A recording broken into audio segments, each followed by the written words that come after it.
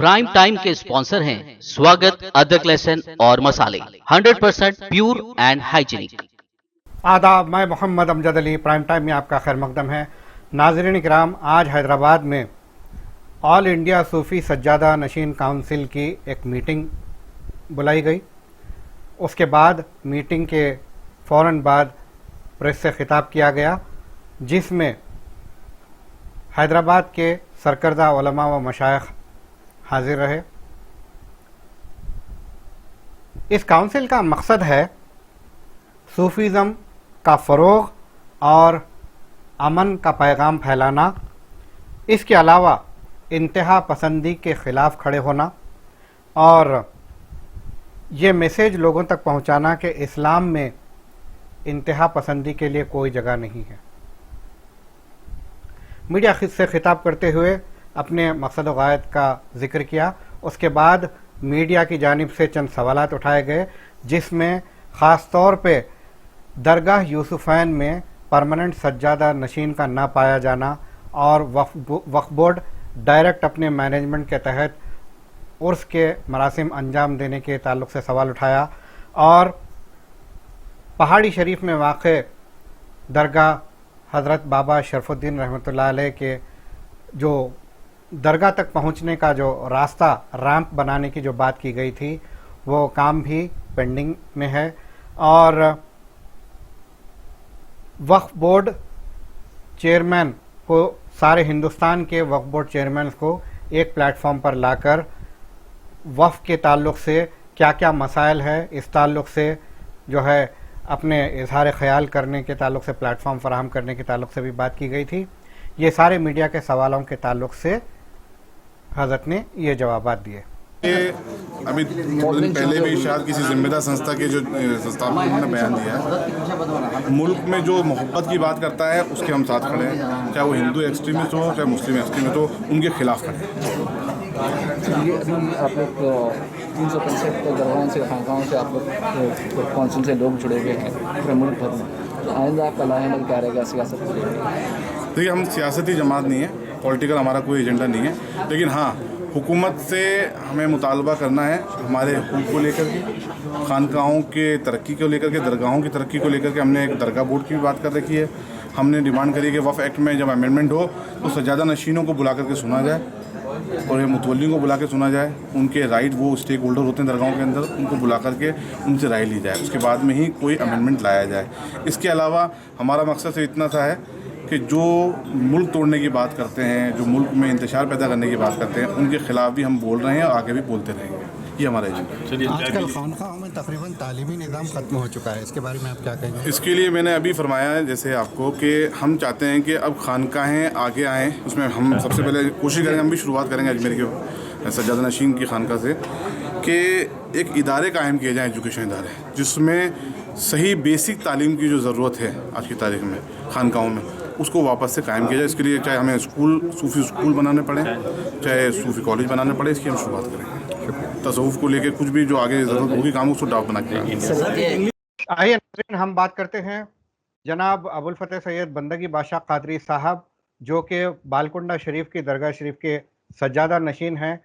जब ये all India सूफ़ी सज्जादा नशीन council कायम हुई थी तो काफ़ी सरगर्म थे, पेश थे। आज की मीटिंग में यह गैर हाजिर रहे। आइए जानते हैं बंदगी बादशाह साहब गैर हाजिर क्यों रहे। बादशाह साहब, आपका बीबीएन चैनल पर खैर मकदम है। जी, अस्सलाम वालेकुम रहमतुल्लाहि व बरकातुहू। अमजद साहब कैसे हैं आप? अल्हम्दुलिल्लाह, वालेकुम अस्सलाम रहमतुल्लाहि व बरकातुहू। तो आज की मीटिंग में जो ऑल इंडिया सूफ़ी सज्जादा नशीन काउंसिल की जो मीटिंग थी, वो उसमें आप गैर हाजिर रहे, इसकी क्या वजह हो सकती है? नहीं, मैं तो जो है वो अक़राज़ और मक़ासिद इतने अच्छे हैं जी। कि सारे सज्जादगान को एक प्लेटफ़ॉर्म पे करना हुँ। और जो है उस अक़राज़ के साथ हमेशा हाज़िर हूँ। जी। मगर इस मर्तबा जो है मैं कुछ अदम मसरूफ़ियत की वजह से और इत्तला ताख़ीर से आने की वजह से मैं वक़्त नहीं निकाल सका। हुँ। मगर उसका जो कॉज़ है, जो मरकज़ी हुकूमत को इन लोगों ने मेमोरेंडम पेश किया है, जी। वो वक़्त की अहम ज़रूरत है। आपको मालूम है कि हुँ। सारे हमारे मामलात जो है सेंट्रल वक्फ एक्ट से हैं। जी। और हमको जो भी नुमाइंदगी करना है हम्म। वो सेंट्रल गवर्नमेंट से ही करना है। जी। और मरकजी हुकूमत जब तब्दीली लाएंगी, क्योंकि 95 एक्ट जो है वो जी। 1954 के बाद हम्म। 1995 एक्ट आया। हम्म। उसके बाद काफी वक्तन फौक्तन एडेंडम्स आते गए। जी। 2002 में भी आए गालिबन, मैं या 15 में भी आए। तो इस किस्म के जो है पॉलिसीज जो है उसमें अमेंड हुए हैं। इसके रूल्स फ्रेम होना बहुत जरूरी है। और हम्म। सबसे अहम बात यह है कि मरकजी हुकूमत को ये सबक, क्या बोलेंगे आप, पढ़ाना या इनके इल्म में लाना बहुत हम्म। जरूरी है कि जी। तवल्ली और सज्जादा खुद एक अपने इंस्टीट्यूशन की हैसियत रखता है।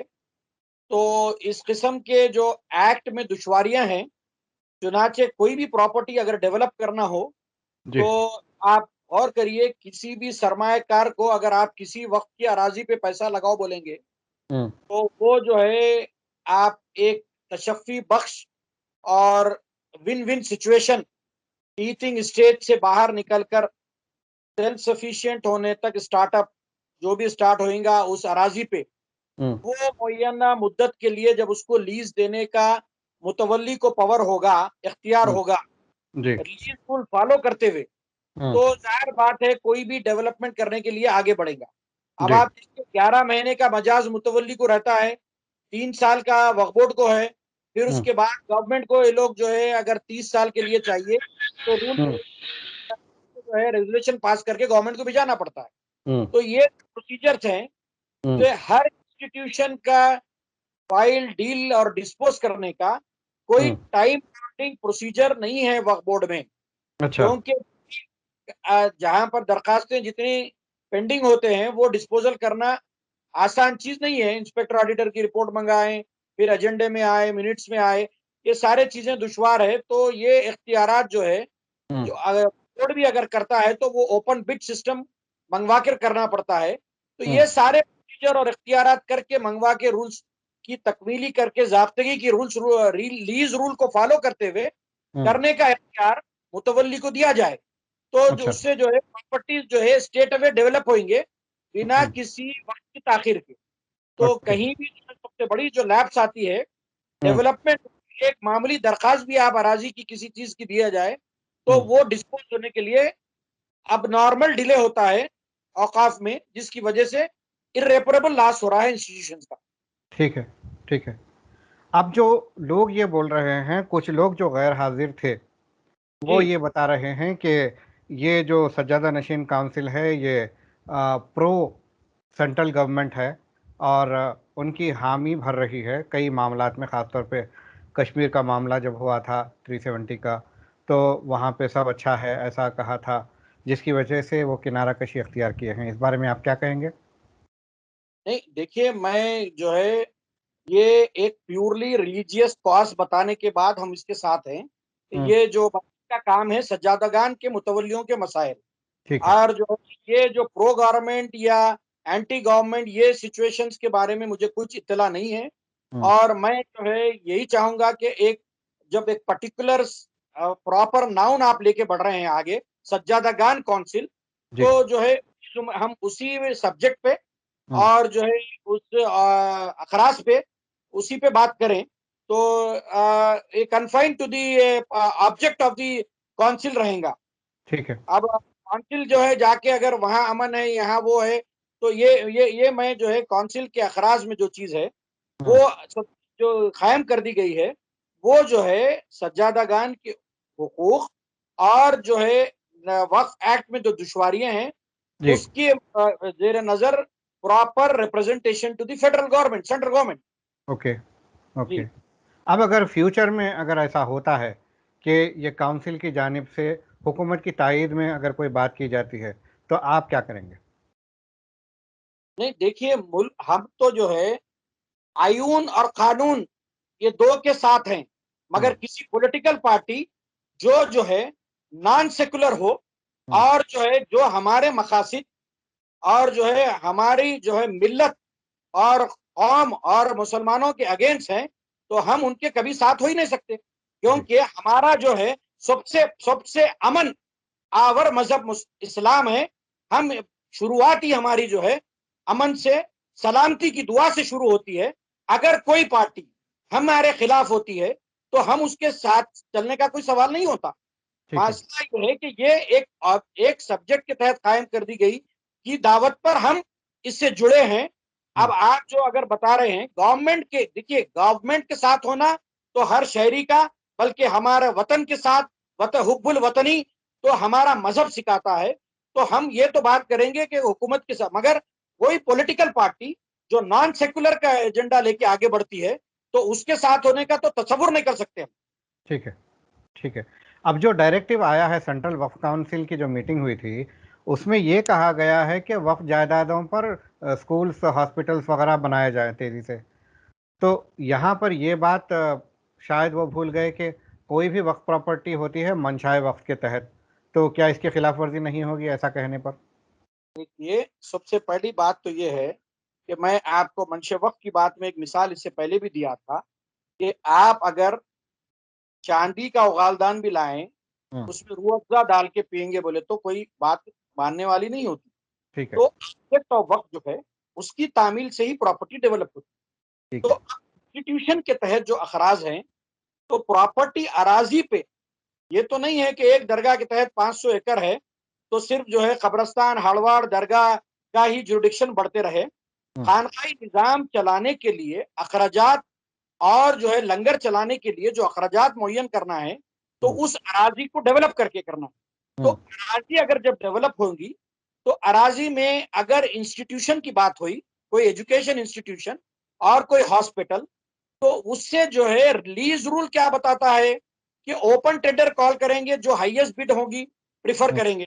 अब जाहिर बात है कंपेरेटिवली अगर कोई शराब की दुकान कायम करने हायर बिड दिया तो उसको तो नहीं देंगे, हम्म, एक अच्छे कॉस्ट के लिए देने के लिए तरजीह दी जाएंगी। तो ठीक है, हॉस्पिटल हो या एजुकेशन इंस्टीट्यूशन हो, उसको तरजीह और उसके साथ दरम गोशे रखना, ये जो है बहुत वक्त की अहम जरूरत है। हम्म, और उसकी जो इनकम आएंगी रेंटल, उसी से जो है ऑब्जेक्ट ऑफ वक्त फुलफिल होगा। ठीक है। तकरीबन ऑब्जेक्ट ऑफ वक्त सुल्सु सुल्तान है। हम्म, सुल्सु सुल्तान का माने ये है कि एक हिस्सा अदाई खिदमत जो लंगर, मनासिक के उर्स, रिचुअल्स ऑफ द इंस्टीट्यूशन, एक हिस्सा गुजारा हेड ऑफ द इंस्टीट्यूशन मुतवल्ली सज्जादा नशीन, और एक जो है साबिक मुतवल्ली और सज्जादा नशीन के बच्चे बरादरी। तो इसका जो है तामील में लाना, मुंतखब का अमल में लाना, ये वक्त की अहम जरूरत है। हम्म, कई बड़े बड़े इंस्टीट्यूशंस के बरादरी के लोग जो है वो, उनको एक वक्त का खाना मुहैयन नहीं है।